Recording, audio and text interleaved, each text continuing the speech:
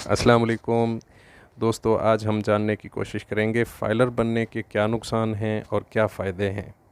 ये सब कुछ आज हम इस वीडियो में जानने की कोशिश करेंगे। आप लोगों को बहुत सारे लोगों ने मशवरा दिया होगा कि भाई फ़ाइलर हो जाओ, इसका ये फ़ायदा है, ये फ़ायदा है। और अगर फ़ाइलर नहीं होते हो तो फिर आपका कारोबार, आपका बिज़नेस सील हो सकता है। इस तरह की बहुत सारी बातें आपने सुन रखी होंगी। आज आपको हकीकत बताने की कोशिश करूँगा कि हकीकत में क्या फ़ायदा है और क्या नुकसान है।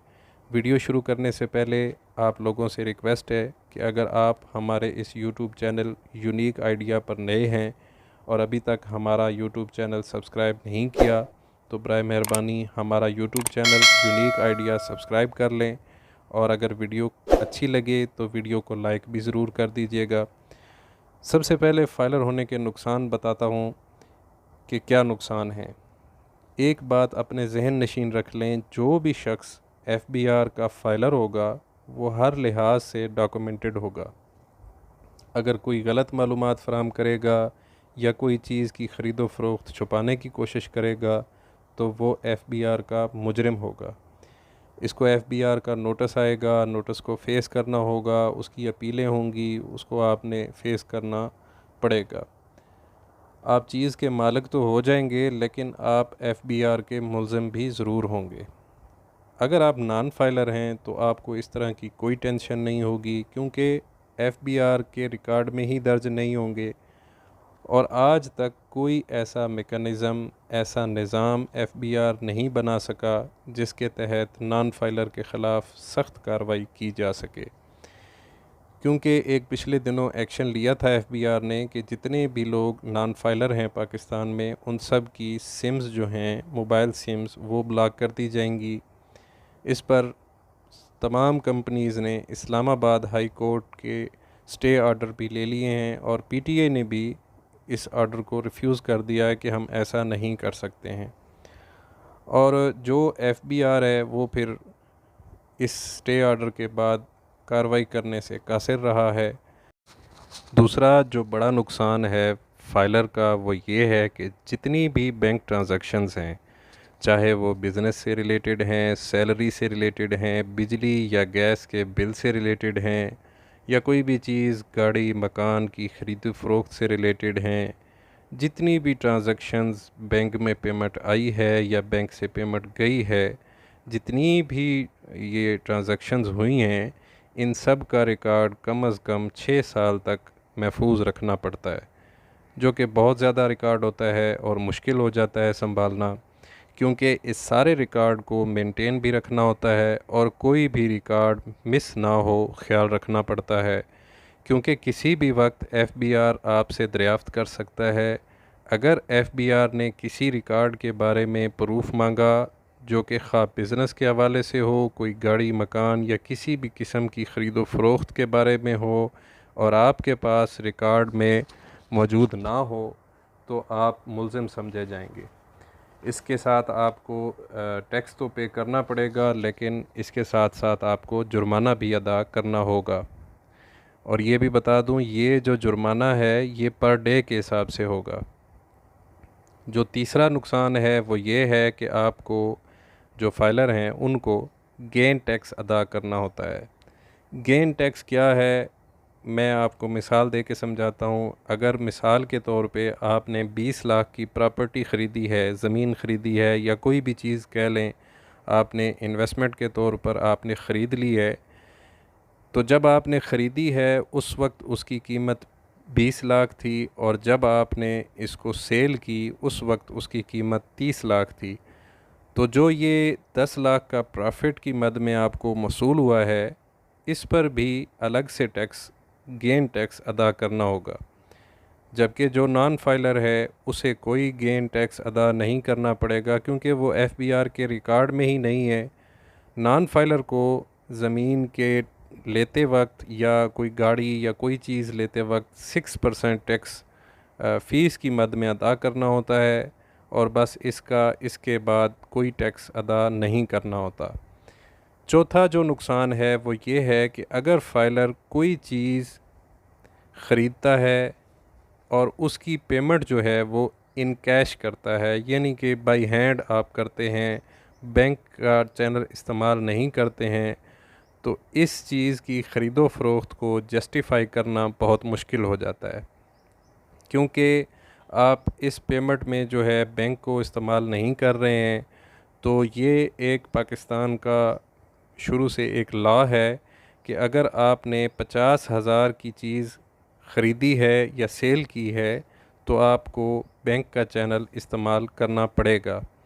तो इससे एफबीआर आपसे सबूत मांगता है कि आपके असासे में जो इजाफ़ा हुआ है उसका प्रूफ हमें जमा करवाया जाए। इसको वो ऑन ही नहीं करता है कि जो आपने बाई हैंड पेमेंट जमा करवाई है उसको वो तस्लीम ही नहीं करता है। तो इस तरह उसको प्रूफ करने में आपको मुश्किलात का सामना करना पड़ सकता है। तमाम तरह के वो सवालात करते हैं, हिसाब दो कि पैसा कहाँ से आया, कहाँ गया, कहाँ से आपके पास इतनी पेमेंट आई, आपने फ़लाँ चीज़ की ख़रीदो फ़रोख्त की। ये सब चीज़ें आपको प्रूफ जो हैं वो जमा करवाने पड़ सकते हैं। और अगर आपके पास प्रूफ मुकम्मल ना हो तो आपको एफबीआर की जो सज़ा है या आपको जो जुर्माना है उसका सामना करना पड़ सकता है। मनी ट्रेड लॉ के तहत कार्रवाई जो है वो अमल में लाई जा सकती है। पांचवा जो बड़ा नुकसान है वो ये है कि जब से आप फाइलर बने हैं उस वक्त से आपको हर चीज़ में फेयर रहना पड़ता है। यानी कि आपको कितनी आपकी इनकम है, कारोबार में कितना नुकसान हुआ है, सैलरी में कितना इजाफ़ा हुआ है, प्रॉफिट कहाँ से आया है, वगैरह वगैरह, ये सब चीज़ें आपको फेयरली आपको डिस्कस करनी, डॉक्यूमेंट करनी, ये भी ज़रूरी हैं। आप कुछ भी छुपाना चाहें तो आप छुपा नहीं सकेंगे, क्योंकि फाइलर जो हैं उनका जो मुकम्मल रिकॉर्ड है एफबीआर के पास अपडेट की सूरत में ऑटोमेटिकली पहुंच रहा है। लिहाजा आप इसमें गलत बयानी नहीं कर सकते हैं।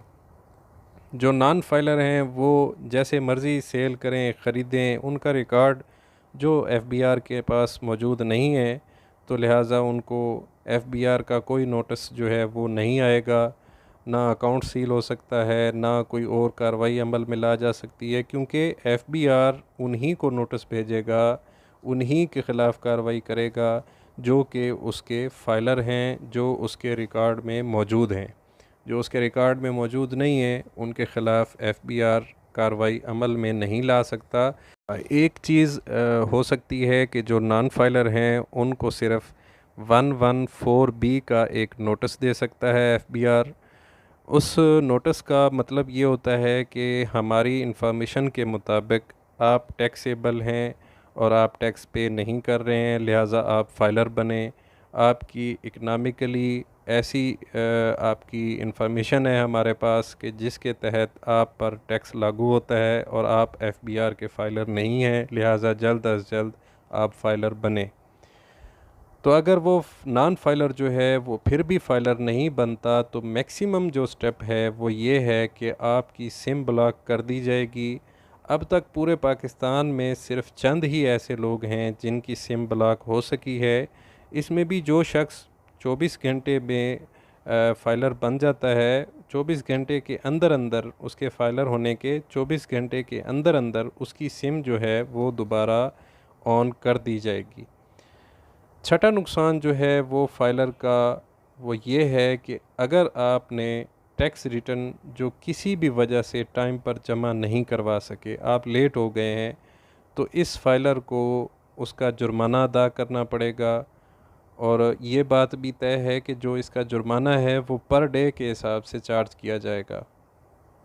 सातवां नुकसान ये है कि अगर आपने टाइम पर अपनी मालूमात फ़राहम कर भी दी, टैक्स भी पे कर दिया, लेकिन जो एफबीआर का नुमाइंदा है उसकी गलती की वजह से मालूमात गलत दर्ज हो गई या टैक्स जमा सही नहीं हुआ, तो उसे भी आप ही ने फेस करना है। क्योंकि बहुत सी चीज़ें ऑफ द रिकॉर्ड चल रही होती हैं जो कि आपको मालूम नहीं हो सकती हैं। बहुत से अपने मालूमात एफबीआर के चल रहे होते हैं जिनसे आपको लाइल्मी होती है, आपको पता नहीं होता है। ऐसी सूरत में फ़ाइलर को एक परेशानी होती है कि एफबीआर मेरे बैंक अकाउंट से रिकवरी ना कर ले, क्योंकि फ़ाइलर के अकाउंट तक रसाई एफबीआर के पास मौजूद होती है। फाइलर को एफबीआर की जो अपील है उसको भी फ़ाइल करना पड़ती है। आठवां जो नुकसान है वो ये है कि अगर आप कोई बिज़नेस कर रहे हैं या आप कोई कंपनी चला रहे हैं, आपके पास कोई फैक्ट्री है, आप कोई मिल चला रहे हैं, आप कोई भी गलत मालूमात आपकी जो है वो मौसूल होती है एफबीआर को, आपकी ट्रांजैक्शन के हवाले से हो, आपके टैक्स के हवाले से हो, तो एफबीआर की टीम आपकी शॉप, आपकी फैक्ट्री या आपका जो भी बिज़नेस का ऑफ़िस होगा वहाँ पर रेड करेगी। चाहे आपके कस्टमर बैठे भी हों तो आपको एफबीआर की टीम को फेस करना पड़ेगा। आपकी फैक्ट्री, आपका ऑफ़िस, आपकी कोई भी बिज़नेस की जो जगह है, आपकी शॉप है, वो उसी वक्त सील भी हो सकती है, जिससे फाइलर को बहुत परेशानी का सामना करना पड़ सकता है।